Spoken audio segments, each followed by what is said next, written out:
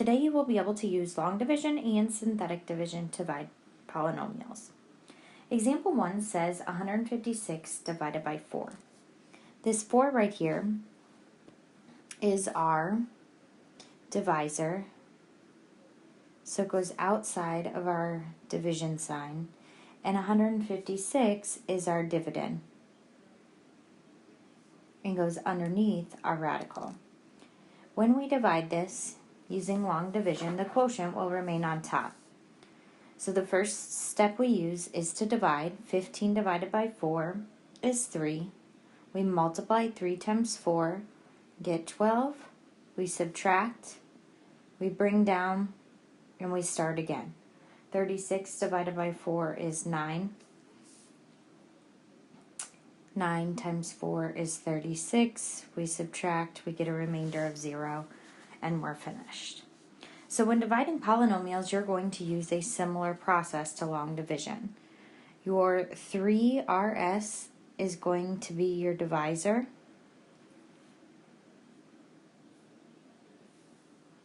Your 6R squared S squared plus 3RS squared minus 9R squared S is your dividend. You're going to first divide. So 6 divided by 3 is 2. R squared divided by R is R. S squared divided by S is S. Multiply. 2 times 3 is 6. R squared. S squared. Subtract. Bring down. And start again. 3 divided by 3 is a positive 1. R divided by R is nothing. And S squared divided by S is S. Multiply. 1 times 3 is 3. RS squared. Subtract. Bring down. Divide. Negative 9 divided by 3 is negative 3. R squared divided by R is R. S divided by S is 1 whole, so we don't write anything. Multiply. Negative 9R squared S. Subtract. We get a remainder of 0, and we're finished. Example number 2 says C squared minus C minus 30 divided by C minus 6. So C minus 6 is our divisor. C squared minus C minus 30 is our dividend. So we want to make sure, and when we are dividing, we only want to divide our first term, which in this case is our C. So C squared divided by C is C. Multiply. C times C is C squared. C times negative 6 is negative 6C.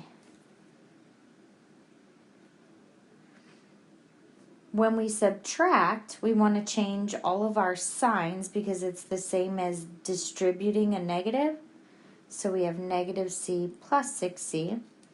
So C squared minus C squared is 0. Negative C plus 6 more C's is 5 C's. Bring down our negative 30, and we want to divide again. 5C divided by C is a positive 5. 5 times C is 5C. 5 times negative 6 is negative 30. When we subtract, we change our signs. 5C minus 5C is nothing. Negative 30 plus 30 is nothing. We got a remainder of 0, so we're finished. If we look at 2n minus 3 as our divisor into 6n squared minus 3n plus 4, 6n squared divided by 2n. So 6 divided by 2 is 3.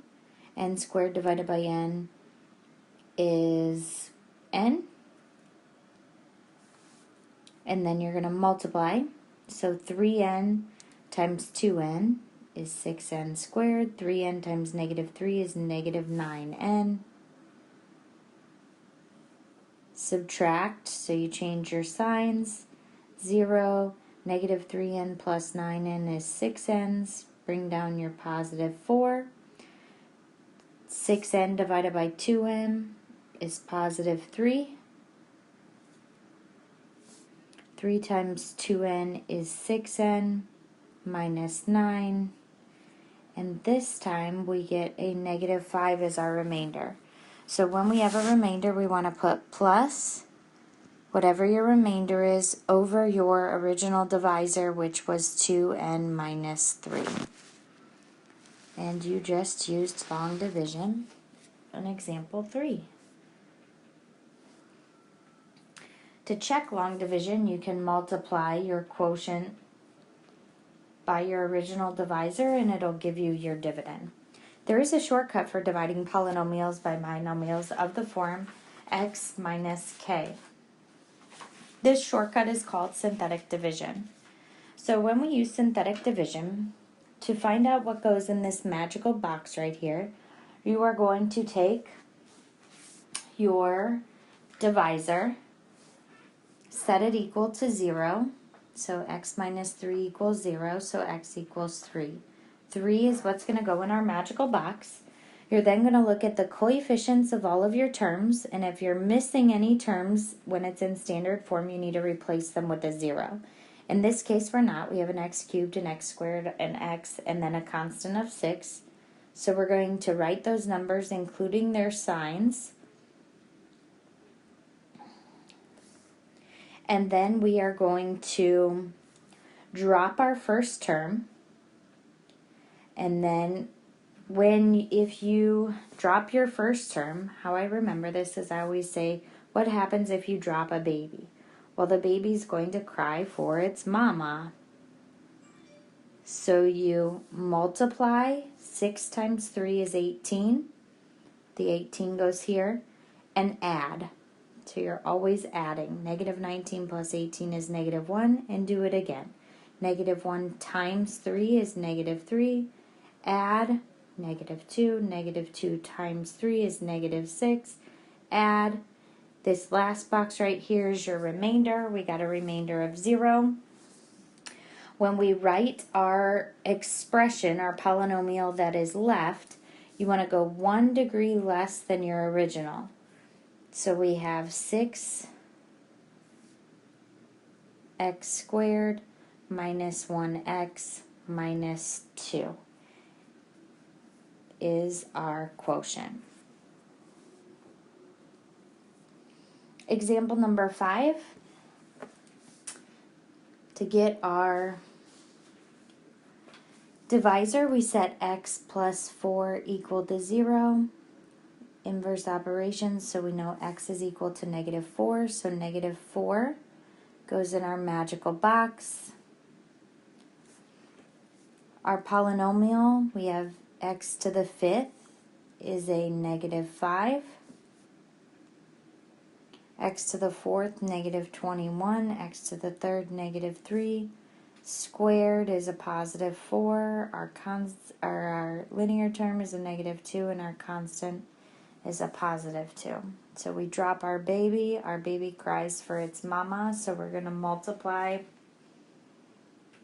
add, multiply, add, multiply, add, multiply, add, multiply, add, and this time we get a remainder. So remember, when we write our solution, negative 5x to the 4th minus x cubed plus x squared. We don't have a linear term this time because there's a 0, so you can write plus 0x, or just leave nothing there, minus 2, plus 10 over your original divisor, x plus 4, and you are finished. Example number 6, x plus 1 equals 0. So in our magical box, we have a negative 1. We have a 1 for our x to the 4th, a 2 for our x, a negative 2, for our x cubed. We're missing our x squared term, so we replace it with a 0. We have a 1 for our linear term x. We have a -1 for our constant. Remember, you're going to drop your first term, drop the baby, it cries for its mama. So you're going to multiply to get a -1, add to get -3. Multiply to get 3, add to get 3. Multiply to get -3, add to get 2. Multiply to get -2, add to get -3. Again, we ended up with a remainder. We start by using one less x than we originally had, or you can work backwards from your constant. Either method will work. -3 over x plus 1, and we are finished. Example number 7. We can still use synthetic division, but this is where it's really important to set your divisor equal to 0, because in this case we get x is equal to +1/2. So whenever there's a coefficient in front of your linear term, you are going to have a fraction. So in our magical box, we have a 1/2. We have 4 for our fourth term. We're missing our third. We have -5 for our squared term, 2 for our linear term, 4 for our constant. We're going to drop our first term. Half of 4 is 2. Add. Half of 2 is 1. Add.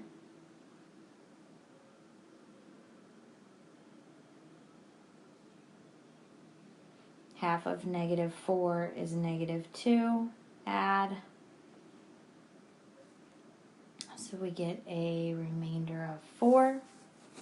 So we want to start with one term less than our original. So we get 4x cubed plus 2x squared minus 4x. We don't have a constant, but we do have a remainder, so you want to put plus 4 over your original divisor, and you are finished. So then we have something called the remainder theorem, and the remainder theorem says if a polynomial f of x is divided by x minus k, then the remainder is equal to f of k. So when we solve using synthetic division and we get a remainder, if we were to evaluate that function for the value of k, or if we were to plug in the x value that they give us, this should equal our remainder. So example number 8, we're going to use 2 in our magical box. We have our x cubed term is 2, our x squared term is 5, -1 is our x term, +7 for our constant. We're going to drop our first term, which is a 2. 2 times 2 is 4. Add, we get 9. Multiply, we get 18. Add, we get 17. Multiply, we get 34. Add, we get 41.